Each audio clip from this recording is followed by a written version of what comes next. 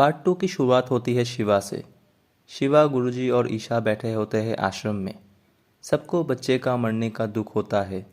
अब शिवा का real power भी जाग चुका होता है, लेकिन अब गुरुजी शिवा को देव से छुपाने का रास्ता बता रहे होते हैं, क्योंकि ब्रह्मास्त्र के तीनों टुकड़ों के जुड़ने के बाद अब देव वापस जिंदा हो गया है। अब देव वापस आ चुका है और देव अपने सारे अस्त्रों को जुड़ने में लग जाता है, जो उसने जुनून और दूसरे लोगों को ढूंढने को कहा था। शिवा को यह बात तो पता चल चुकी है कि देव ही उसके पिता है, और ब्रह्मास्त्र के तीनों टुकड़ों को जुड़ने के बाद देव जाग चुका है। और अब फिल्म की कहानी फ्लैशबैक में जाती है, जहाँ पर हमें अमृता और देव की कहानी के बारे में बताया जाता है। अब हमें अमृता और देव के लव स्टोरी के बारे में बताया जाता है कि कैसे वो एक दूसरे से मिले थे। देव भी उस ब्रह्मांश आश्रम का पार्ट है, जिसके पास ब्रह्मांश का सप्त ऋषि है और जिनके पास अलग अलग कई अस्त्र है। देव और अमृता की मुलाकात भी इसी आश्रम में हुई थी। इन दोनों को एक दूसरे से प्यार हो गया था और इन दोनों ने शादी भी कर ली थी। देव और अमृता भी सभी ऋषि के साथ इसी आश्रम में रहते थे और इन दोनों की एक बेटी भी थी जिसका नाम जुनून है। और अमृता के पेट में एक और बच्चा है। देवों से अस्त्र प्राप्त करने के बाद सभी लोग उन अस्त्र पर महारत हासिल करने लग जाते हैं। सभी लोगों को अलग अलग अस्त्र मिले थे। इन सब के साथ देव को भी अग्नि अस्त्र मिला था और अमृता को जल अस्त्र मिला था। इन सभी अस्त्रों में सबसे ताकतवर ब्रह्मास्त्र था, जिसे कोई भी ऋषि कंट्रोल नहीं कर पा रहा था। लेकिन सभी ऋषियों ने मिलकर ब्रह्मास्त्र के पावर को एक पत्थर में डाल दिया। देव ने अपने अग्नि अस्त्र पर पूरी तरह से कंट्रोल कर लिया था और अब वो और भी कई अस्त्रों पर कंट्रोल कर रहा था। धीरे धीरे करके देव के अन्य अस्त्र, अग्नि अस्त्र और भी कई अस्त्रों पर अपने महारत हासिल कर लेता है। पर देव अब ब्रह्मास्त्र को हासिल करना चाहता था ताकि वो ब्रह्मादेव बन सके। पर ब्रह्मास्त्र को कंट्रोल करना आसान नहीं था, क्योंकि ब्रह्मास्त्र सबसे ज़्यादा खतरनाक और शक्तिशाली अस्त्र है। अमृता, जो कि देव की पत्नी है, वो नहीं चाहती कि देव ब्रह्मास्त्र को हासिल करे। इसीलिए ब्रह्मास्त्र को लेकर इनके बीच कई बार बहस भी होती है। पर देव अभी भी ब्रह्मास्त्र को हासिल करना चाहता है ताकि वो दुनिया पर अपनी कब्जा कर सके। आगे जाके देव उस पत्थर का पता लगा लेता है जिसमें ब्रह्मास्त्र का शक्तियों ऋषियों ने कैद कर रखी थी। देव को यह पत्थर एक आइलैंड पर मिलता है। देव का पीछा करते करते अमृता भी वहाँ पर पहुँच जाती है। अमृता देव को समझाती है कि तुम्हें इस ब्रह्मास्त्र को हासिल नहीं करना चाहिए, पर देव नहीं मानता। इसीलिए इन दोनों के बीच में लड़ाई शुरू हो जाती है। देव अपने अग्नि अस्त्र से अमृता पर वार करती है, पर अमृता अपने जल अस्त्र से देव के अग्नि अस्त्र को शांत कर देती है। लंबे समय तक इन दोनों के बीच युद्ध चलती है, पर आखिर में अमृता इस लड़ाई में जीत जाती है, क्योंकि वो अच्छाई के लिए लड़ाई कर रही थी।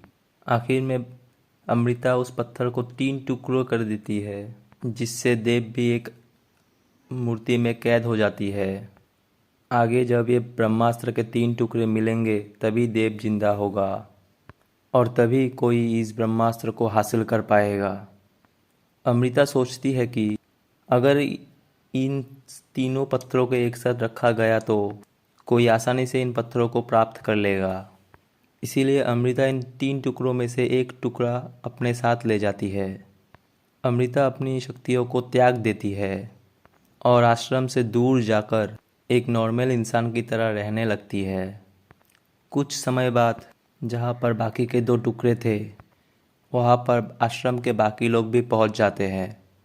उसके बाद पता चलता है कि देव एक मूर्ति में बदल चुका है और वे सोचते हैं कि अमृता भी मर चुकी है। आश्रम के लोगों को भी पता चल जाता है कि ब्रह्मास्त्र के पत्थर के टुकड़े हो चुके हैं। उन्हें वहाँ पर बस 2 ही टुकड़े मिलते हैं। गुरुजी जिसके रोल फ्रेम में अमिताभ बच्चन ने निभाया है, वो एक पत्थर को मोहन यानी शाहरुख खान को दे देते हैं जिसके पास बानर अस्त्र है, और दूसरा टुकड़ा अनीश शेट्टी यानी नागार्जुन को दे देते हैं जिसके पास नंदी अस्त्र है, और तीसरा टुकड़ा खुद अमृता के पास है। अब हमें दिखाया जाता है कि अमृता को शहर में एक बेटा होता है जिसका नाम शिवा हो रखा जाता है। एक रात को अमृता और शिवा घर पर ही होते तभी घर में भयंकर आग लग जाती है। अब अमृता के पास उसके जल अस्त्र भी नहीं है, इसीलिए वो आग को भी नहीं रोक पाई और जलकर मर जाती है।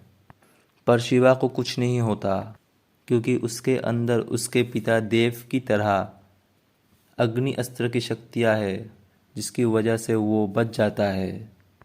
अब हमें दिखाया जाता है कि शिवा बड़ा हो चुका है और उसके पास उसकी माँ की आखिरी निशानी शंख है। ये शंख नहीं होता, ये वही ब्रह्मास्त्र का टुकड़ा है जिससे अमृता उठाकर लाई थी। शिवा का खून लगते ही अपनी असली रूप में आ जाता है। अब फिल्म में जुनून की एंट्री होती है जो कि देव की ही बेटी है।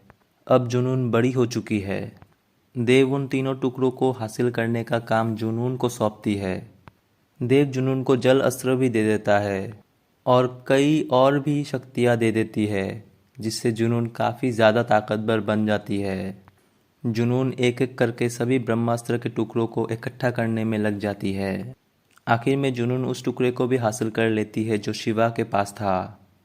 जुनून इन तीनों टुकड़ों को जोड़ देती है जिसके बाद ब्रह्मास्त्र की शक्ति से पृथ्वी का विनाश होना शुरू हो जाता है और देव भी जीवित हो जाता है।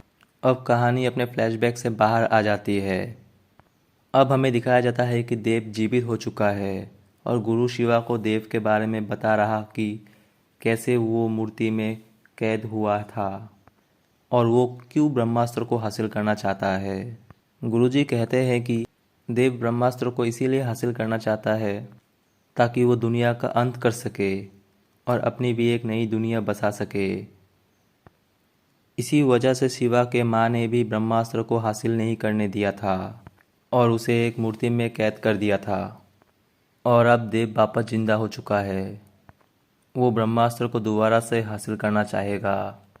और जैसा कि हमने पार्ट 1 में देखा था कि जब जुनून ने उन तीनों टुकड़ों को मिलाया था और ब्रह्मास्त्र की वजह से दुनिया पर तबाही शुरू हो गई थी, इसीलिए शिवा ने ईशा और दुनिया को बचाने के लिए ब्रह्मास्त्र को अपने अंदर समा लिया था।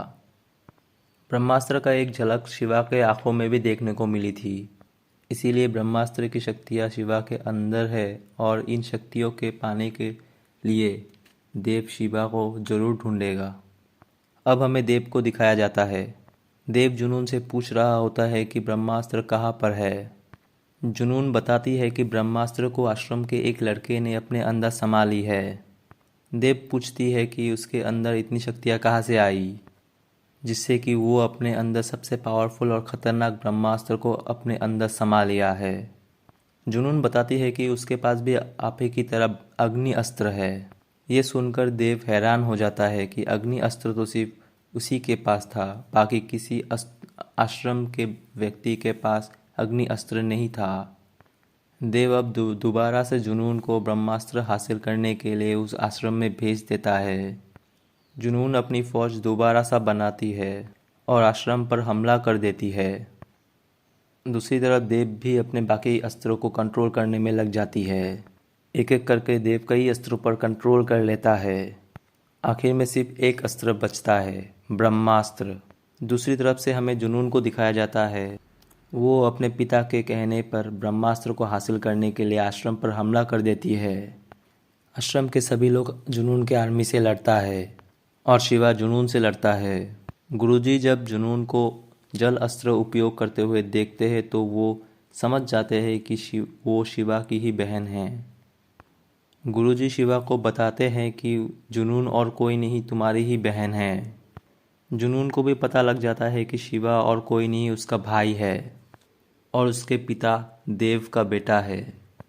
पर जुनून किसी तरह ब्रह्मास्त्र को हासिल करना चाहती थी, इसीलिए वो बार बार शिवा के ऊपर हमला करती रहती है।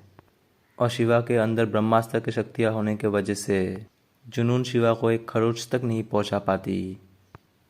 शिवा अपने आप को सिर्फ जुनून के हमलों से प्रोटेक्ट करता है, जुनून को मारने की कोशिश नहीं करता। इसके बाद जुनून को हार माननी पड़ती है और वो दोबारा से अपने पिता देव के पास जाती है और उन्हें बताती है कि जिस व्यक्ति ने ब्रह्मास्त्र को अपने अंदर समाया हुआ है वो और कोई नहीं, आपका बेटा ही है।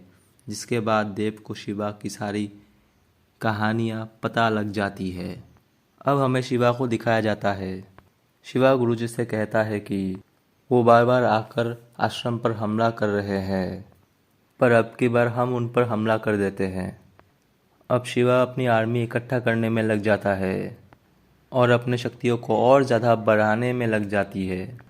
देव भी अपनी शक्तियों को और ज़्यादा बढ़ाने में लग जाता है और भी कई अस्त्रों पर कंट्रोल करने लग जाता है। ये दोनों अपने आर्मियों को तैयार करता है और एक दूसरे से युद्ध करने को सज्ज हो जाते हैं। फिर यहीं पर फिल्म ख़त्म हो जाती है। उसके बाद ब्रह्मास्त्र पार्ट 3 में बताया जाएगा कि देव और शिवा के बीच का परिणाम क्या होता है। क्या देव ब्रह्मास्त्र को हासिल कर पाया या नहीं, और क्या शिवा ब्रह्मास्त्र को हासिल करने से रोक पाएगा या नहीं। ये जानने के लिए हमें थोड़ा और इंतज़ार करना पड़ेगा। अगर आप भी भगवान पर भरोसा करते हैं तो लाइक, शेयर और सब्सक्राइब ज़रूर करें। धन्यवाद।